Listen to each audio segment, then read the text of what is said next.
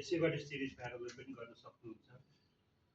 सिरिजमा यो दुईटा जोड्ने भयो, यो यहाँ जोडिदिनुहोस्, त्यसपछि यहाँबाट निकाल्नु सिरिज भयो होइन। प्याराललमा अब यो र यो जोड्ने, प्याराललमा दुईटा जोड्ने हो। त्यसको साथसाथै हामीलाई क्लिप र यसको विशेष नाम छ एलिगेटर। यस, एलिगेटर है, गोही। अब तपाईँहरू चाहिँ चिप्लोमा बस्ने मान्छेलाई के भन्ने, खास यसको नाम चाहिँ क्रोकोडाइल क्लिप। क्रोकोडाइल अलि ठुलो भयो भने चाहिँ त्यत्रो पाइन्छ, त्यसको नाम चाहिँ बुलडग क्लिप भन्छ। बुलडग हजुरलाई चाहिने यो किन चाहिन्छ भने यसमा यसको एउटा बेनिफिट्सहरू छ।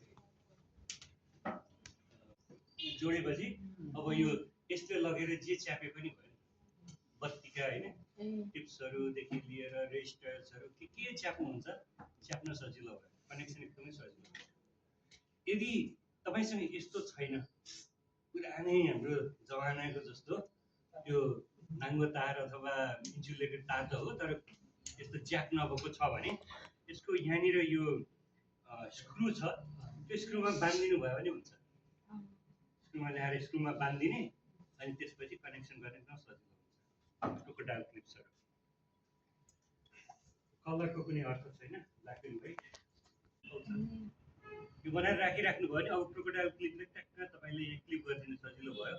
अनि सिरिज प्यारलल होइन, रेजिस्टेन्सहरू पढाउँदाखेरि के गर्नु मन लाग्छ, सिम्पल सर्किट बनाउन विद्यार्थीहरूलाई करेन्ट भोल्टेज नाप्न सबै गर्न एकदम सजिलो हुन्छ। के चाहियो, बल्ब चाहियो, अनि त्यसपछि अब यो बल्ब यो होल्डर भएन भने त एकदमै समस्या हुन्छ। त्यसैले यस्तो होल्डरहरू सस्तो पाइन्छ, धेरै महँगो पर्दैन। एक दुईवटा स्कुललाई किन्न लाउनु होला, आफैले पनि एक दुईवटा किनेर धेरै महँगो चाहिँ पर्दैन।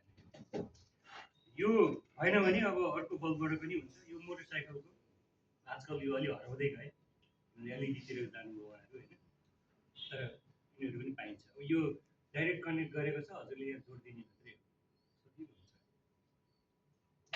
हेरेर पठाइदिनु होला।